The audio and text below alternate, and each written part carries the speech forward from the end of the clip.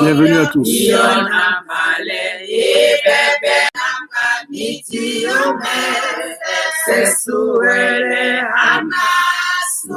Bienvenue à tous.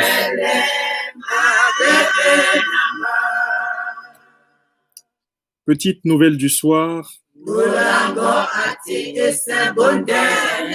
de la mobilisation du peuple camerounais en préparation contre le gré à gré.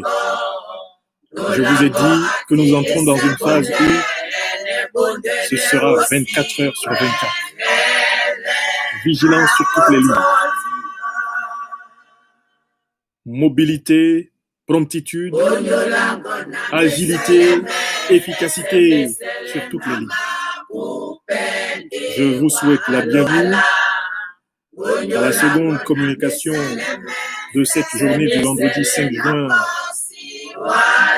2020 qui s'achève dans un peu plus de 25 minutes en France.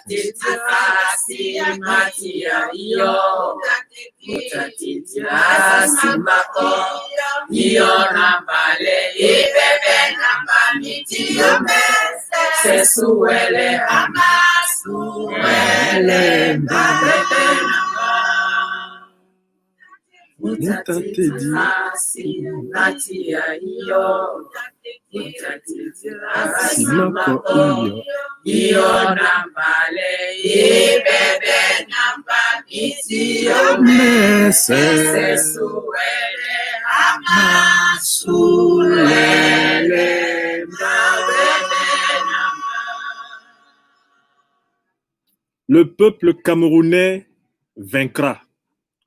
Le peuple camerounais remportera la bataille, la grande bataille du 21e siècle. Notre peuple, nous en sommes convaincus, la remportera haut la main. Je vous le dis, en cette période de préparation de la grande mobilisation historique du peuple camerounais, appelé par le président élu de notre peuple, son Excellence Maurice Kamto, les journées de 24 heures sont trop petites pour les veilleurs, les éveilleurs et les combattants de la liberté. Les journées solaires sont très petites. Il nous faudra fonctionner en journée interstellaire afin de veiller le combat historique de notre peuple, de veiller le combat historique de notre peuple, de veiller à ce que ce combat reste dans l'axe de son sens, de veiller à ce que ce combat ne dérape point. Je vous souhaite la bienvenue à ce second direct du jour. Après celui consacré cet après-midi, vous vous en souviendrez, aux parlementaires du Cameroun, sénateurs et députés qui ont été mis face à leurs responsabilités. J'imagine que ces nouvelles vous sont parvenues et que vous les avez bien partagées. Quel est l'objet de notre communication ce soir?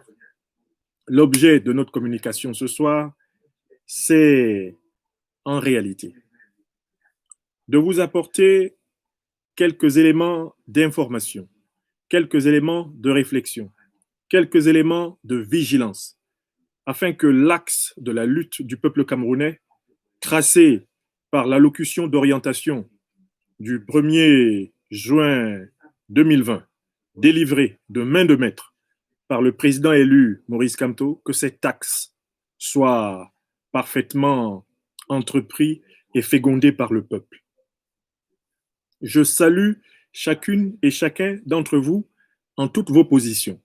Que vous soyez à l'intérieur ou à l'extérieur du Cameroun, que vous soyez citoyennes et citoyens du Cameroun, amis du Cameroun ou tout simplement amis de la liberté disséminés sur les 5 continents de ce monde. Bienvenue. Alors, j'ai dit que nous allons rappeler pourquoi nous sommes convaincus que le peuple camerounais vaincra. Nous allons donner quelques nouvelles de l'évolution de la procédure du gré à gré. Et nous allons enfin indiquer un certain nombre d'axes de vigilance qu'il faut, dans le cadre de la mobilisation recommandée par le président élu du peuple camerounais, professeur Maurice Kamto, des axes de vigilance sur lesquels chacune et chacun d'entre nous doit travailler. Je dis d'abord, première partie, le peuple camerounais vaincra. Le peuple camerounais vaincra parce que plus que jamais, notre diaspora va être envahie par des discours, par des interventions, par des communications, par des artefacts médiatiques ayant pour but de présenter le peuple camerounais comme étant un peuple d'incapables. Vous allez voir qu'une campagne médiatique énorme, financée par le régime moribond de M. Paul Barthélémy Biya, le régime du disparu Paul Barthélémy Biya, une campagne énorme va être menée dans tous les médias nationaux et dans tous les réseaux sociaux pour faire croire aux Camerounais qu'ils sont tous une bande d'imbéciles, d'idiots, d'incapables de mobilisation, pour faire croire aux Camerounais que leur histoire n'est qu'une histoire de défaite, une histoire d'incapables. On va retourner dans les années 60 et on va chercher tous ceux qui trahirent le peuple camerounais et on va les présenter au peuple camerounais aujourd'hui en 2020 comme étant en réalité ses propres photographies. On va dire au peuple camerounais, nous sommes, vous êtes collectivement un peuple de traîtres. On va chercher dans les années 70, dans les années 80, dans les années 90, dans les années 2000, tout ce qu'il y a de négatif dans l'histoire du peuple camerounais. Et on va le présenter au peuple camerounais en lui disant, voyez-vous, vous êtes des incapables. Vous n'êtes pas capables de prendre votre destin en main. Vous n'avez pas été capable entre 1955 et 1971, quand la France massacra 1 million d'entre vous. Vous n'avez pas été capable sous la dictature d'Amadou Babatoura Ahidjo, quand il remplit les prisons de Dongamantoum, de Yoko, de Tcholire, de Waza, de Kousseri, quand il remplit les prisons de Yokadouma, d'opposants politiques, choisis et triés sur le volet et bien souvent massacrés et abandonnés. On va vous dire, ce peuple a été incapable parce que M. Paul Barthélémy Biya et sa dictature, depuis 1982 jusqu'à nos jours, tiennent ce peuple en otage et il n'a pas été capable de se révolter. On va vous prendre tous les échecs du peuple camerounais et ces échecs vont vous être présentés comme étant la photographie de ce que les Camerounais aujourd'hui seraient. Cette démarche est typiquement celle qui a pour but de briser le moral du peuple camerounais, de démoraliser le peuple camerounais, de présenter le peuple camerounais comme un ramassis d'incapables. Or, en réalité, sur ce premier point, cette idée de la campagne médiatique qui a commencé, je voudrais rappeler au peuple camerounais que son passé n'est pas uniquement fait de défaites. Le passé du peuple camerounais n'est pas un passé uniquement fait de lâcheté, de trahison. Le peuple camerounais, lorsqu'il apparaît au firmament de l'histoire mondiale, lorsqu'il est vu dans l'histoire mondiale, notamment à partir du 19e siècle, le territoire de Cameroun va être un haut lieu de résistance. C'est le pays de nombreux résistants déjà au 19e siècle. Je pense en pays Bakweri à un grand résistant que très peu connaissent, Kuva Likenye. Allez lire l'histoire de Kuva Likenye, un grand chef du pays Bakweri qui résiste contre la pénétration allemande, contre la pénétration anglaise. Ce pays, c'est le pays de Rudolf Douala Mangabel, qui résiste contre la pénétration allemande.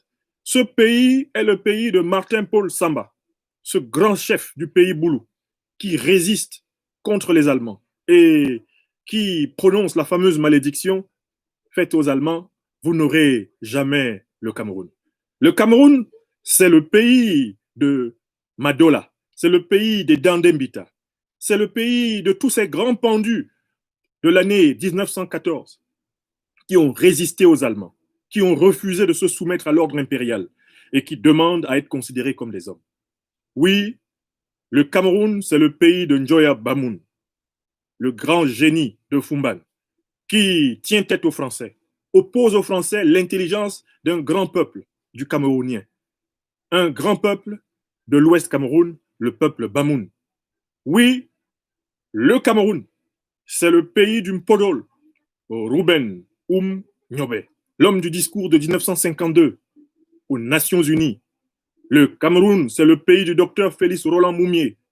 Le Cameroun, c'est le pays du docteur Castor Osende Afana, l'un des tout premiers économistes d'Afrique noire. C'est le pays de Tchundjiang Pouemi, le Cameroun. Le Cameroun, c'est le pays de Joseph Ngoué, c'est le pays de Fabien Boussi Boulaga. Le Cameroun, c'est le pays de Maurice Kamto. Le Cameroun, c'est le pays de Ngwo Ungli Masaga, c'est le pays d'Ernest Ouandier. Le Cameroun, c'est une nation qui, au plan intellectuel, a fourni au monde, à la planète, quelques-uns des plus brillants cerveaux en tout domaine. Que vous alliez du génie mécanique au génie métaphysique. Le Cameroun, c'est une terre de grands écrivains. Le Cameroun, c'est une terre de talents sportifs extraordinaires en tout domaine. Et ici, ils sont légion. Le Cameroun offre à l'Afrique l'une des diasporas les mieux formées qui puissent exister à travers les 5 continents de ce monde.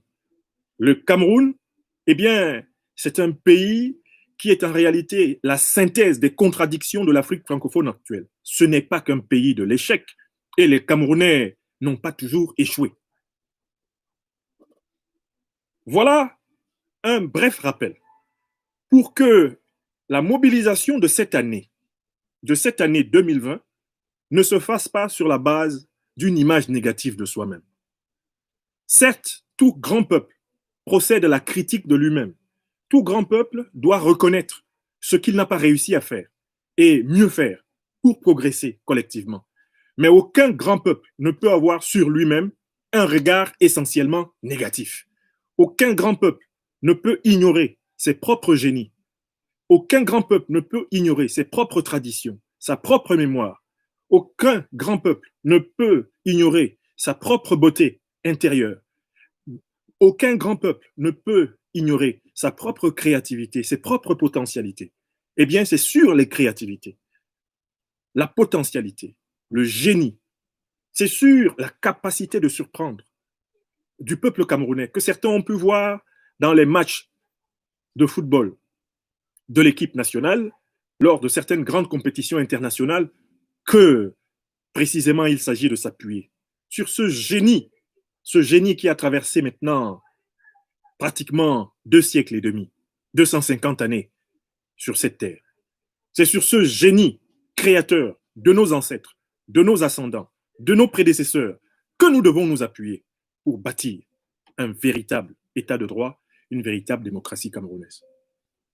Oui, moi, professeur Franklin Yamsiwa Cameroun, serviteur des pains spirituels de la liberté, je vous le dis, le peuple camerounais vaincra. Ne croyez et n'écoutez pas ceux qui vous disent le contraire. 25 millions de Camerounais ne peuvent pas être soumis par 26 000 hommes de troupes.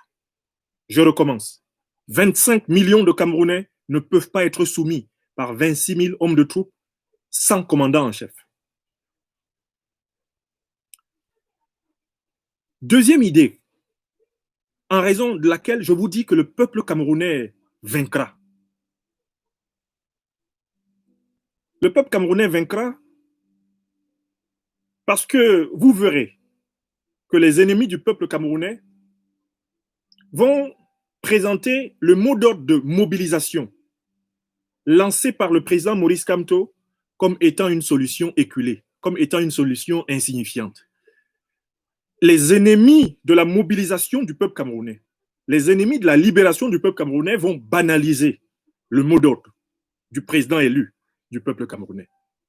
Ils vont le présenter comme étant une certaine mobilisation. Ils vont dire qu'eux, ils sont mobilisés depuis 30 ans. Ils sont mobilisés depuis 40 ans. Qu'est-ce qu'ils n'ont pas encore vu? Qu'est-ce que Maurice Kamto leur rapporte d'extraordinaire avec son fameux discours du 1er juin? Eux, ils le font depuis très longtemps. Ils savent tout. Les ennemis de la libération du peuple camerounais vont se reconnaître à ce second thème, la banalisation de l'appel à la mobilisation. Je vous le dis, ne vous laissez pas atteindre par ce second venin et par ce second poison. l'appel à la mobilisation lancé par le président Maurice Kamto est d'une originalité incontestable. Jamais dans l'histoire du Cameroun moderne, un tel appel n'avait eu lieu. L'expérience précédente de résistance de l'opposition nationale contre la dictature au Cameroun, la plus grande expérience précédente, après la guerre d'indépendance de 1955-1971, la plus grande expérience précédente, c'est les villes mortes des années 91-92. Ça, c'est la plus grande expérience de résistance collective du peuple camerounais. Tout ce qui s'est passé entre 1992 et maintenant 2020, ça a été une série d'actes de résistance perlés. Mais le peuple camerounais, qui a la mémoire de ce qui s'est passé pendant les villes mortes et la mémoire de ce qui s'est passé pendant la guerre d'indépendance, non seulement par la guerre d'indépendance, connaît le danger de la guerre civile, c'est un peuple qui est à la recherche de la liberté avec le maximum d'économie de vie humaine, parce que c'est un peuple qui a connu la guerre sous sa forme la plus atroce, avec de 500 000 à 1 million d'êtres humains disparus jusqu'aujourd'hui. Le peuple camerounais est en train de tirer des leçons de l'échec de la résistance par les villes mortes. Les villes mortes qui ont consisté pour le peuple camerounais à se replier dans ses domiciles, à se replier dans sa maison, à se replier dans ses villes, à se replier dans ses terroirs en abandonnant, pour ainsi dire, le pouvoir, elles se sont conclues par le pourrissement de la situation. Lequel pourrissement de la situation, je l'ai déjà expliqué lors de conférences précédentes, a été exploité par le pouvoir pour retourner la situation. Vous vous souvenez du fameux « Tant que Yaoundé respire » ou « Quand Yaoundé respire, le Cameroun vit », phrase par laquelle Paul Barthélemy Biya, le satrape reptilien de Yaoundé, acheva les villes mortes. En réalité, dans les villes mortes, le peuple s'était démobilisé. Il avait choisi de se mobiliser, pour ainsi dire, dans ses domiciles, de se réfugier sur lui-même. Le peuple s'était mis, pour ainsi dire, pendant les villes mortes, en grève de la faim, en grève de la soif, dans l'espoir que le pouvoir, dans un sursaut d'humanité, comprendrait. Mais le peuple s'était trompé sur la nature du pouvoir. Le pouvoir camerounais n'est pas un pouvoir humain. Ce n'est pas un pouvoir qui souffre parce que le peuple camerounais souffre. Ce n'est pas un pouvoir qui se laisse impressionner par les privations que les Camerounais s'infligent pour lui montrer qu'ils sont tristes et qu'ils ne sont pas d'accord. Les villes mortes échouèrent pour la toute simple et bonne raison que M. Biya et son gouvernement s'en foutaient, comme de l'an 40, du fait que les Camerounais crèvent de faim, qu'ils crèvent de maladie, qu'ils crèvent d'isolement, qu'ils crèvent de fatigue. Et c'est la fatigue que les Camerounais s'étaient infligée à eux-mêmes pendant les villes mortes. C'est cette fatigue qui s'est retournée contre eux-mêmes et qui les a amenés, littéralement, à se livrer pieds et poings liés depuis 1992 jusqu'à ce jour, sous le pouvoir de M. Biya. Le mot d'ordre de mobilisation que l'on tente de banaliser, le mot d'ordre du président Maurice Kamto est un mot d'ordre original. C'est un mot d'ordre nouveau. C'est un mot d'ordre réfléchi. C'est un mot d'ordre pensé. Je ne vais pas vous refaire la conférence sur la mobilisation. Donc, le peuple camerounais vaincra s'il a bien compris la différence entre les villes mortes et la mobilisation. On tente d'imposer au peuple camerounais l'image négative de son incapacité. On tente de le traiter de peuple d'impuissant et de choisir tous les exemples les plus négatifs des échecs du Cameroun à obtenir la liberté. Et c'est ça qu'on veut présenter ces derniers temps comme étant de la haute communication politique à l'adresse des Camerounais. Des images négatives. On veut présenter les Camerounais comme des incapables. Et voilà pourquoi on veut promouvoir, on veut mettre en avant parmi les Camerounais ceux qui sont expressifs de tout ce qu'il y a de plus négatif. Telle est la ligne de démoralisation. Les communicants du régime Biya disent même que les Camerounais sont plutôt démobilisés et que les Camerounais vont entrer dans une phase de démobilisation. Ils prédisent que les Camerounais vont capituler. Nous parions sur le fait que les Camerounais vont surprendre le monde et se surprendre eux-mêmes. Nous parions sur le sursaut d'orgueil. Nous parions sur le non profond au gré à gré du peuple camerounais. Nous parions sur l'avenir et eux, ils parient sur le passé. Oui, nous sommes toujours dans la première partie de cette conférence. Je dis et je le répète, le peuple camerounais vaincra. The Cameroonian people will win. The Cameroonian people will challenge and we're gonna win this challenge. 25 millions de Camerounais en 2020 ne peuvent pas être soumis par 26 000 hommes de troupes. 25 millions de Camerounais en 2020, ce n'est pas 18 millions de Camerounais en 1990. 25 millions de Camerounais en 2020, ce n'est pas 3 millions de Camerounais en 1960. Non. Le peuple camerounais vaincra. Le peuple camerounais vaincra parce que le président Maurice Kamto nous a orientés sur la mobilisation et non la démobilisation. Il nous a orientés vers la recherche de ce que nous avons de plus positif en nous-mêmes.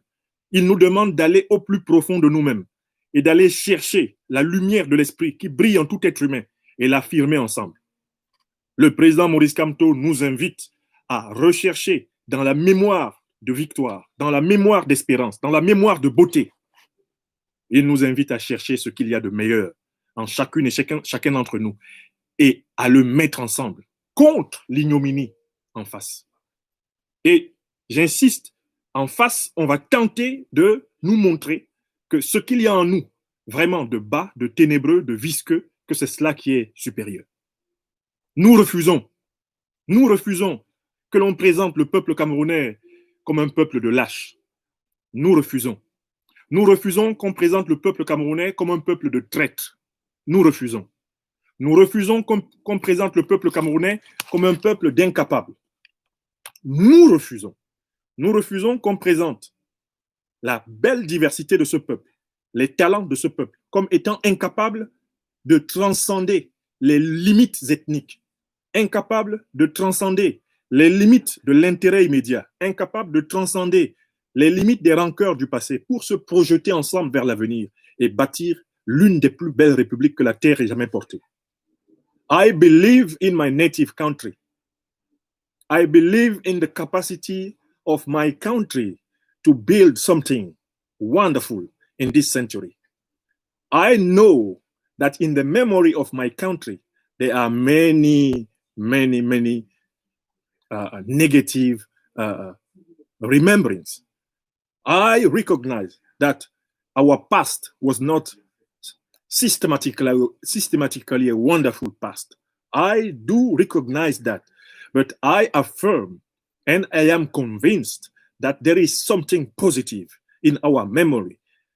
We had some wonderful ancestors, and they have to inspire us because we will fulfill the fight. We are able to fulfill the fight, and we're gonna win together. We're gonna win together, and don't believe another opinion on our aim, on our goal, on our will of victory, of freedom, of dignity. Do not believe something else. Toujours à propos de la victoire du peuple camerounais, je voudrais vous donner une troisième idée. La communication du régime va tenter d'effrayer le président Maurice Kamto, d'effrayer le leadership de la révolution citoyenne. Ils ont choisi une ligne de communication qui consiste maintenant à crier sur tous les toits qu'ils vont tuer Maurice Kamto. Ils vont tuer notre président. Ils le disent partout. Ils menacent partout de le tuer. Les appels au meurtre contre Maurice Kamto deviennent une ligne de communication du régime Biya et de ses satellites.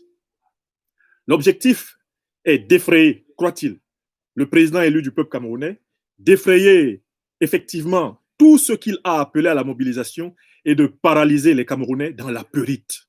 Je recommence. Troisième ligne de ceux qui croient qu'on ne va pas gagner. Ils ont choisi un axe, c'est celui de dire qu'ils vont tuer notre président. C'est celui de menacer notre président de mort, matin, midi et soir, dans leurs médias. Et les plus malins d'entre eux disent qu'ils vont tuer notre président d'une manière absolument rusée. Ils disent que les gens veulent tuer notre président, ils insistent sur le fait que le régime veut tuer notre président et que eux, ils le préviennent simplement. Comme s'ils étaient au fond en train de lui dire « Monsieur le Président, partez en exil. Monsieur le Président, débinez-vous. Monsieur le Président, fuyez. » C'est la même stratégie. Les intentions criminelles du régime de M. Paul Biya ne sont pas nouvelles. Elles sont connues.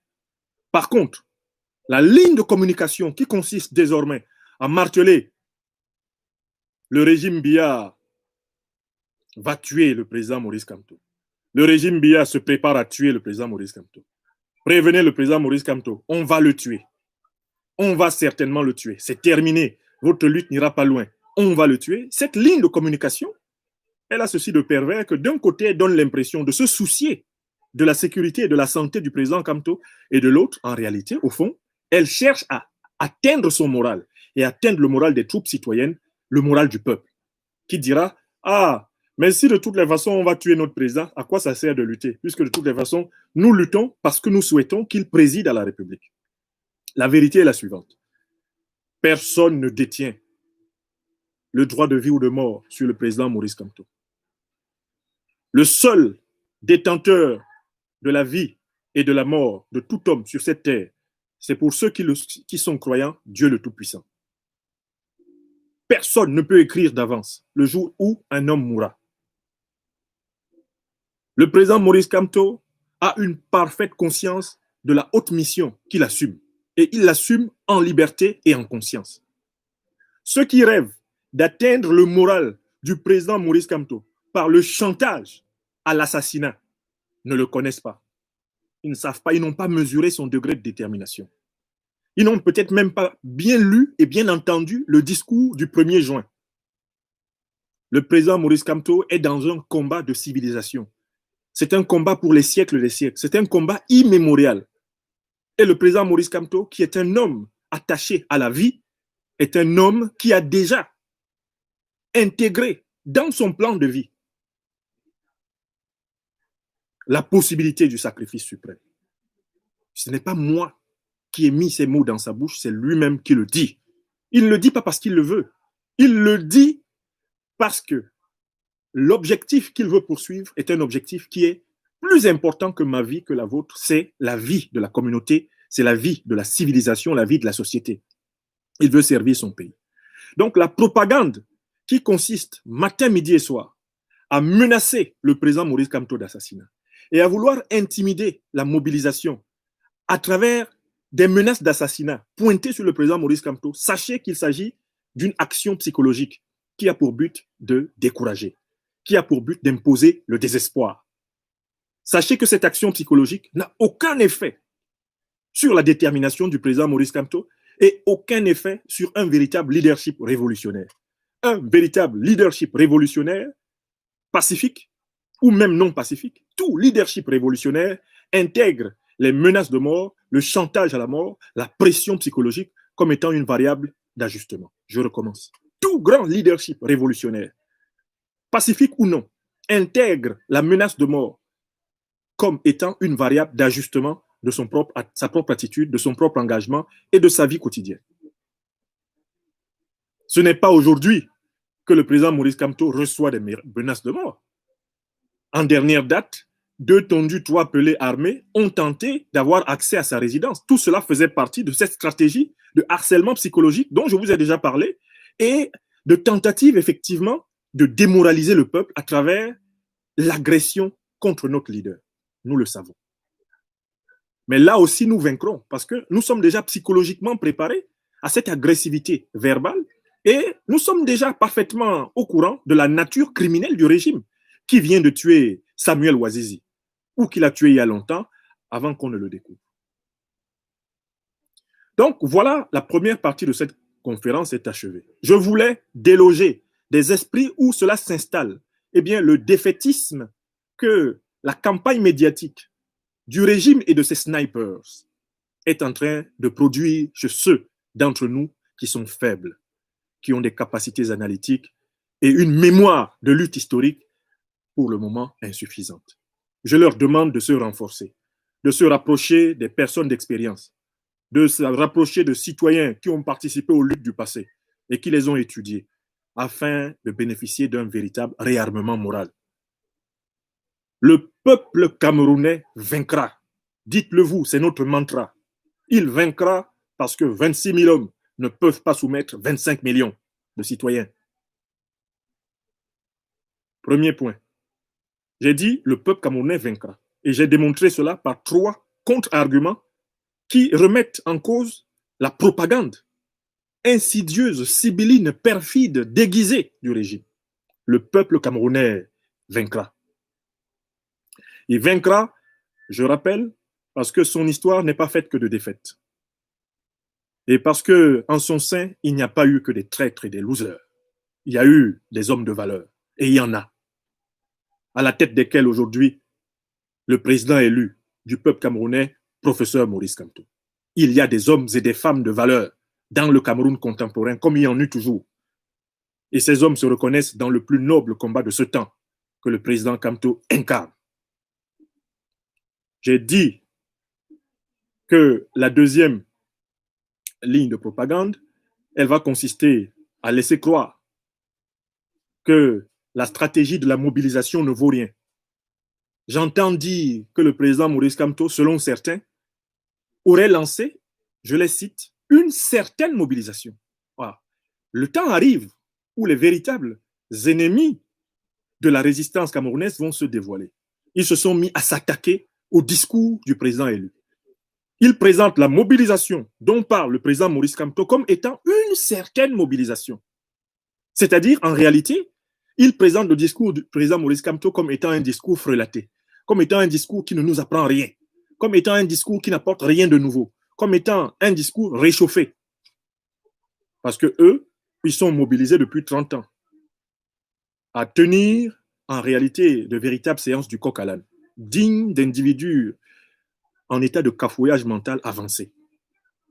Toute la communication du régime Biya est une communication en folie, c'est une communication affolée, c'est une communication qui ne sait plus où aller, c'est une communication en état de débandade.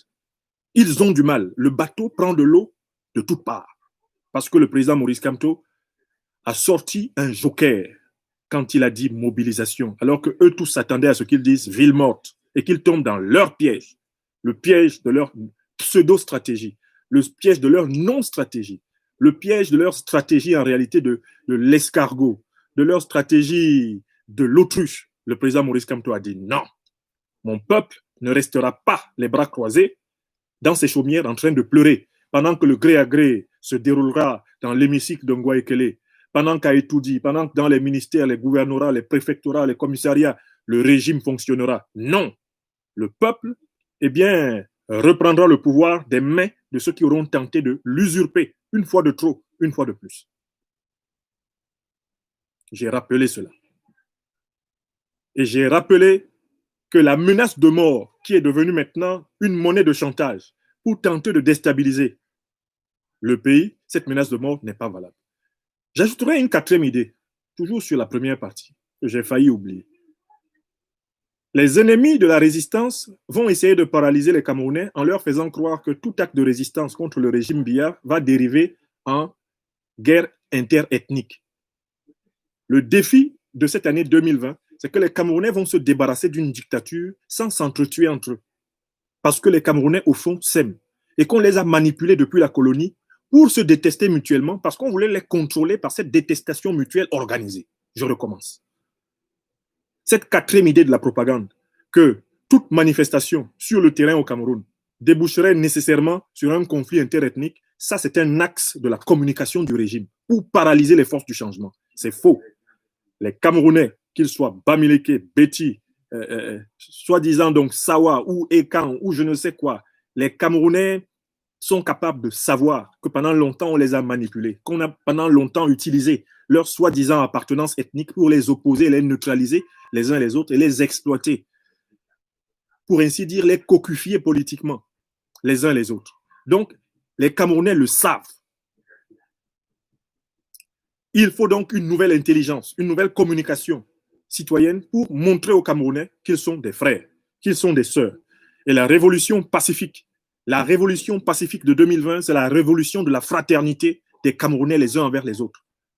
Sur les pancartes, sur les affiches, dans les messages, dans le discours, eh bien, le Bamileke et le Beti fraterniseront parce qu'ils sont des frères. Le Beti et le Fulbe fraterniseront parce qu'ils sont des frères. Le Fulbe et le Pygmée fraterniseront parce qu'ils sont des frères. Le Bamoun et le Baya fraterniseront parce qu'ils sont des frères. Le Bassa, le Douala et le Bakweri, et si vous voulez, le tout pourri fraterniseront parce qu'ils sont des frères. C'est la révolution de la fraternité camerounaise retrouvée. That is it. Voilà. Deuxième point de cette conférence du soir. J'ai dit le peuple camerounais vaincra, je l'ai démontré. Et je vous ai indiqué les 4 principaux axes de la propagande ennemie dans lesquels il ne faut pas que vous tombiez, ne vous laissez pas démoraliser.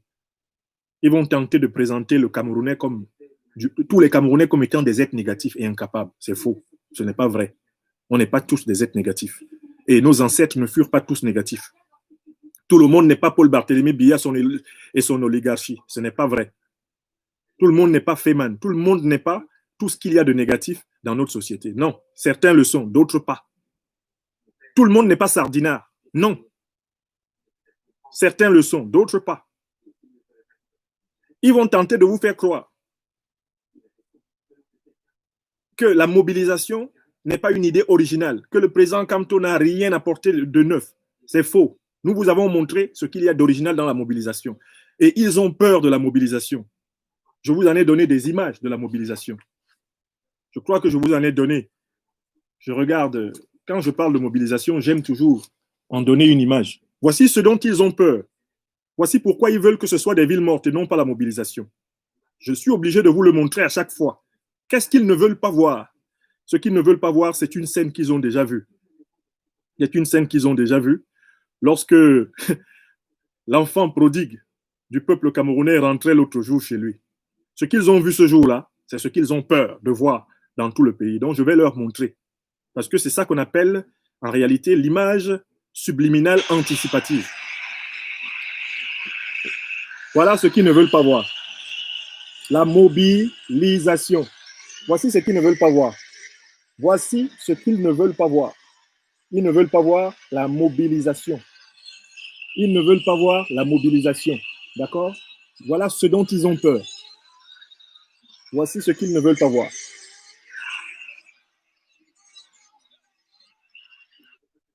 Or, c'est à ça que le président Maurice Kamto nous demande de nous préparer. C'est ce qu'ils doivent voir dans toutes les villes du Cameroun. Ça, ce qu'ils ont vu à Douala l'autre jour.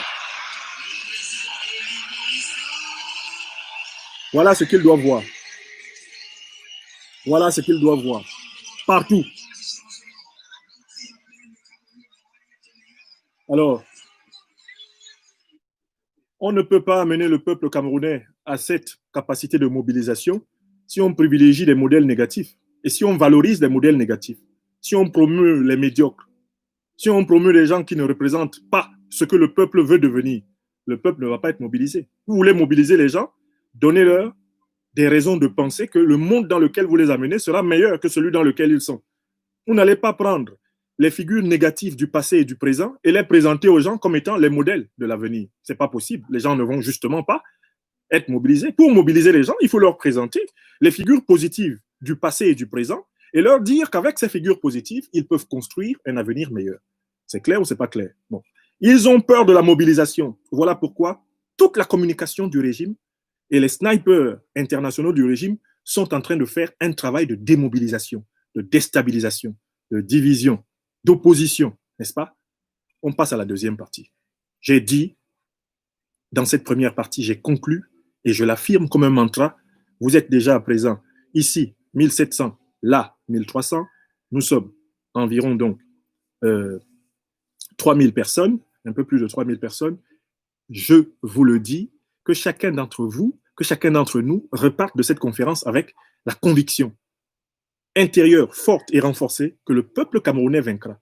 Le peuple camerounais n'a pas un destin de loser. Et le passé du peuple camerounais n'est pas un passé strictement négatif. Ce n'est pas un passé sans gloire. Il y a eu de la gloire. Et il y a de la gloire dans le Cameroun d'aujourd'hui. Deuxième partie, je voudrais vous donner des nouvelles précises de l'évolution de la procédure de gré à gré.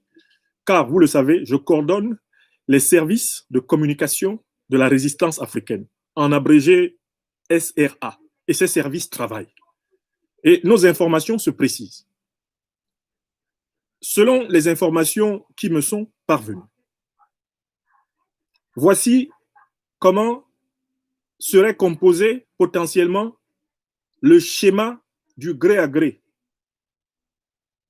Dans la première hypothèse, l'hypothèse où M. Aboubakari Abdoulaye serait chargé, en remplacement de M. Niat, physiquement incapable de diriger le Sénat et donc d'assumer un intérim de présidence de la République, dans l'hypothèse où ça serait M. Aboubakari Abdoulaye, le lamido de Garoua, qui tiendrait le pays pendant 4 mois pour organiser une élection truquée au plus tard, avant la fin de ces 4 mois, dans cette hypothèse-là, eh bien, M.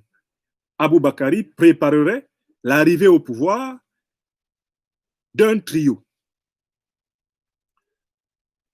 Ce trio serait constitué de quelqu'un qui serait donc issu de ce qu'ils appellent le Grand Centre, de quelqu'un qui serait issu de ce qu'ils appellent le Grand Nord et de quelqu'un qui serait issu de ce qu'ils appellent le Cameroun anglophone.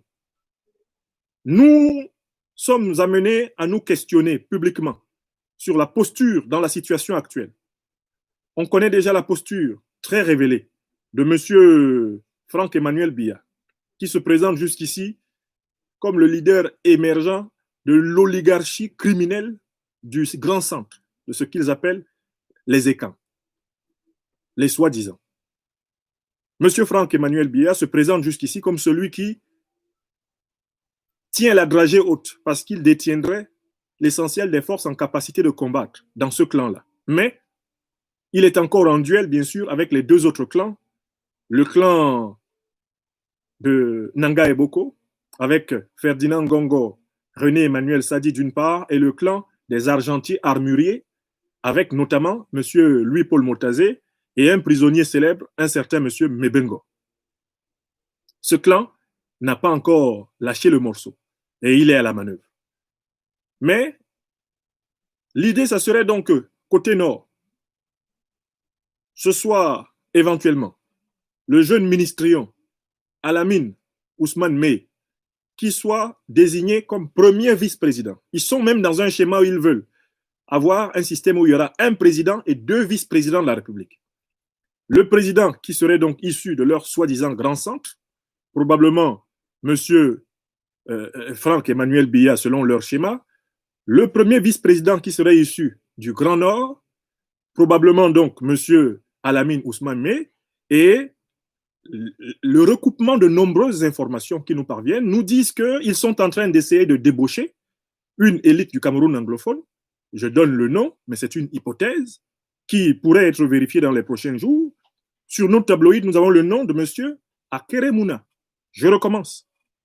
Nous avons le nom de M. Akere Mouna, qui serait une élite anglophone fortement approchée et courtisée actuellement pour participer au schéma d'un trio, un trio qui représenterait ce que la satrapie France-africaine considère comme étant l'équilibre régional, la stabilité nationale.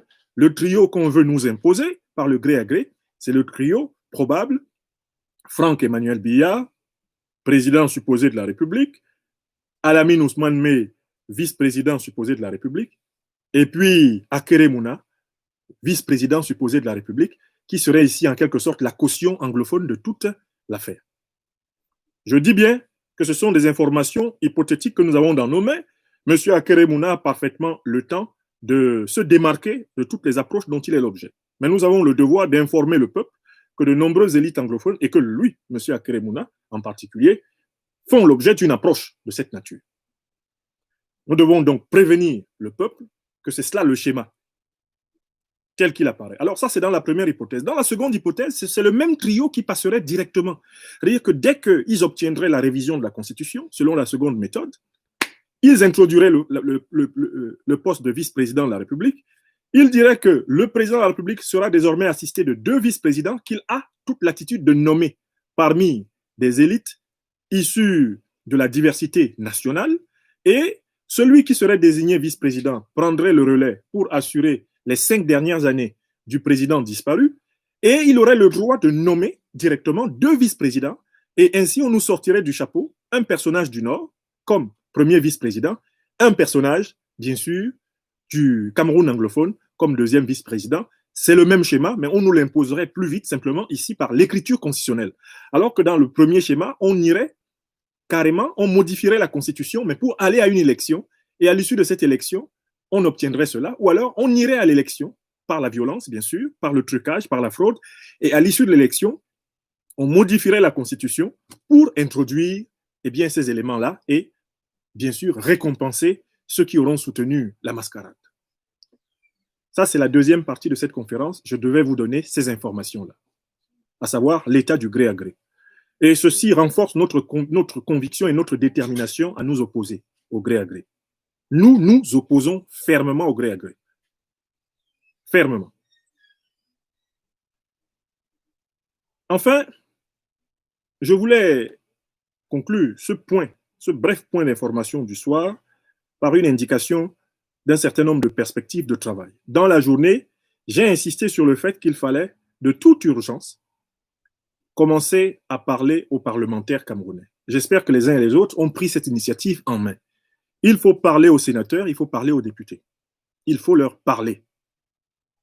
Il faut leur dire que nous savons qu'ils vont se retrouver en situation de porter atteinte gravement à la sécurité, à la paix, à la tranquillité, à la liberté, à la dignité, à la prospérité des Camerounais dans les prochains jours. Et que le peuple camerounais leur demandera des comptes. J'ai fait une conférence l'après-midi dans laquelle j'ai insisté là-dessus. Mais je voudrais ajouter, en conclusion, un détail important. À savoir que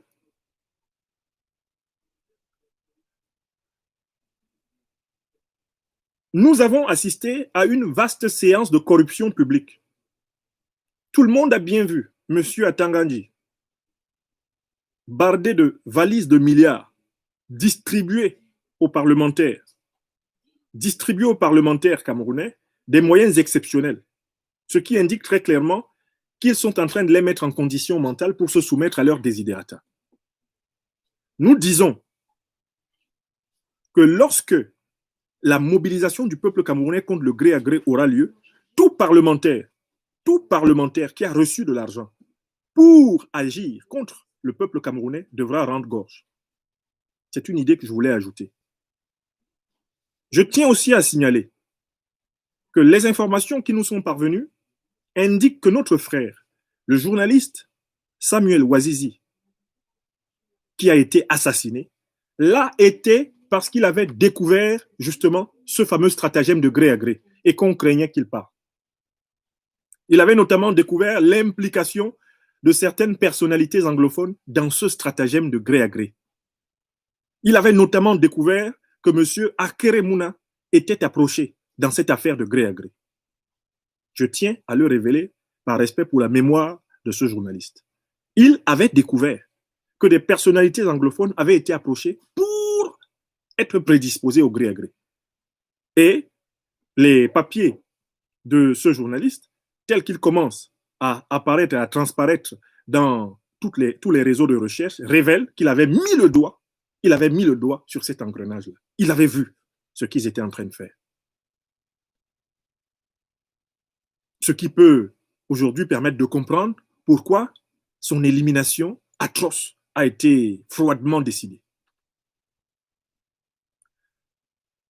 Toujours pour conclure, je voudrais insister auprès de tous les Camerounais à l'intérieur et à l'extérieur sur la nécessité dès maintenant de se préparer à communiquer positivement sur la résistance pacifique et la résistance totale contre le gré à gré.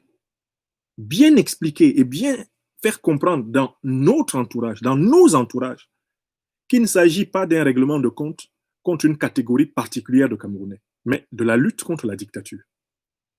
Bien expliquer, bien faire comprendre que ce qui est en train d'être fait là, c'est pour qu'il n'y ait plus de prisonniers politiques au Cameroun. Ce qui est en train d'être fait, c'est pour que la guerre qu'il y a au Cameroun anglophone cesse. Ce qui est en train d'être fait, c'est pour que le Cameroun soit doté d'une loi électorale, d'une nouvelle commission électorale. Toute la résistance, toute la mobilisation qui va être menée, c'est pour que le Cameroun ait enfin des élections exemplaires. Il faut que chacun d'entre nous veille à ce que dans son milieu de vie, cela soit clair dans tous les esprits. Plus cela sera clair dans tous les esprits, moins la population sera manipulable par la contre-propagande ennemie. Plus les gens sauront pourquoi ils se mobilisent, pourquoi ils doivent se mobiliser, plus les gens comprendront que cette mobilisation aura des retombées positives sur eux-mêmes, sur leurs enfants, et finalement sur toute la vie qu'ils mèneront après, et bien, plus ces gens seront protégés contre les manipulations adverses. Voilà le point d'actualité, le point d'information que je tenais à vous faire. Vous protéger contre les 4 grands thèmes de la manipulation médiatique du régime, vous amener à prendre conscience que les figures du gré à gré se montrent déjà, les visages du gré à gré sont déjà connus. Ce qu'il y a de nouveau aujourd'hui, c'est que nous apprenons qu'ils veulent faire 2 vice-présidents. Effectivement, je me demandais comment ils allaient équilibrer toute cette affaire, puisque c'est un trio d'oligarques, d'élites ethniques corrompues, du Nord, ce qu'ils appellent le Grand Nord, de ce qu'ils appellent le Grand Centre, et de ce qu'ils appellent le Cameroun anglophone. C'est ce trio-là qui tient le Cameroun en otage depuis 1960. C'est ce triangle-là que j'ai déjà expliqué. Maintenant, on commence à voir les visages des trois angles du triangle. On voit déjà qui est le visage du centre, qui est le visage du nord, et on commence à voir très clair sur qui est le visage du Cameroun anglophone. C'est-à-dire, en fait, les 3 traîtres qui vont tenter de se présenter comme étant, au fond, la caution de l'équilibre du pays. En évoquant les noms de ces personnalités, je leur laisse toute latitude pour non seulement me démentir, mais en plus, en réalité, rassurer le peuple camerounais en disant que les informations qui nous sont parvenues sont fausses. J'aimerais bien que M. Franck-Emmanuel Biya prenne la parole pour dire « Je ne veux pas devenir président de la République du Cameroun par gré à gré. J'accepte une compétition politique équitable et transparente au Cameroun. » J'aimerais bien que M. Franck Biya, qui connaît comment fonctionne Facebook, qui connaît les médias, il sait comment ça fonctionne, de toutes les façons. Il a passé toute sa vie dans une famille politique, il sait comment on communique, que M. Franck Biya vienne démentir toutes les intentions qui lui sont attribuées. Il en a toute l'attitude. J'aimerais bien que M. Alamine Ousmane Mey et M. Abou Bakari Abdoulaye s'expriment dans les journaux et disent quelles sont les intentions qui les animent. Car nous sommes là dans le terrain de la communication politique, ils ont parfaitement le droit de dire le contraire. Et moi, j'aimerais qu'ils disent le contraire, parce que ça rassurerait les Camerounais. Si M. Franck-Emmanuel Biya vient dire aux Camerounais « Je ne suis pas intéressé et je ne suis impliqué dans aucune démarche de gré à gré. Et je jure sur mon honneur qu'on n'entendra pas parler de moi dans quelque manœuvre que ce soit ayant pour but de contourner la volonté des Camerounais ou m'imposer à la tête de l'État. » Qu'ils viennent le dire. C'est comme ça qu'on fait quand on n'est pas mal intentionné. Que M. Alamine Ousmane Mey, que M. Abou Bakari Abdoulaye viennent parler. Qu'ils viennent parler. Parce que les Camerounais, eux, les ont déjà repérés. Que M. Akere Mouna, dont le nom apparaît comme l'homme qu'on est en train de courtiser, que le régime est en train de courtiser, pour essayer d'en faire l'anglophone de service, dans le triumvirat qu'ils imaginent, que M. Akere Mouna vienne dire, moi, je ne suis pas dedans, je ne serai pas dedans. Ceux qui m'ont cité dedans sont malveillants. De toutes les façons, je n'ai rien à y voir. Ça en fera un de moins. Et ainsi, on sera donc en vigilance pour voir qui d'autre veut s'afficher ou qui d'autre est affiché. Nous sommes dans une phase où le combat politique passe aussi et nécessairement par la communication politique. Et nous ne demandons aux autres que de faire preuve d'autant de transparence que nous, en posant leurs cartes sur table et en disant ce qu'ils voient comme schéma nuisible à la démocratie camerounaise. Vous aurez droit de manière régulière dans cette période de lutte à des mises au point de cette nature. Ne vous laissez pas, ne nous laissons pas détourner à gauche ou à droite. Il y a un mot qui domine cette semaine politique, il y a un mot qui domine et qui doit dominer toute la séquence politique qui a commencé maintenant. Ce mot, c'est le mot mobilisation. Ce mot, délivré par le président élu Maurice Kamto le 1er juin, doit être compris, détaillé sous toutes les formes. Il faut que dans vos pancartes, dans vos effigies, dans les préparations des prochaines manifestations, que ce mot mobilisation soit décliné sur tous les aspects. Non au gré à gré, non au hold-up électoral, non au tripatouillage constitutionnel, non au génocide ethnique, non à la haine entretenue entre des Beti Boulou et les Bamileke. Les soi-disant Ekans et les Sawa sont des frères. Les Sawa et les Nordistes sont des frères. Les Nordistes et les Pygmées sont des frères.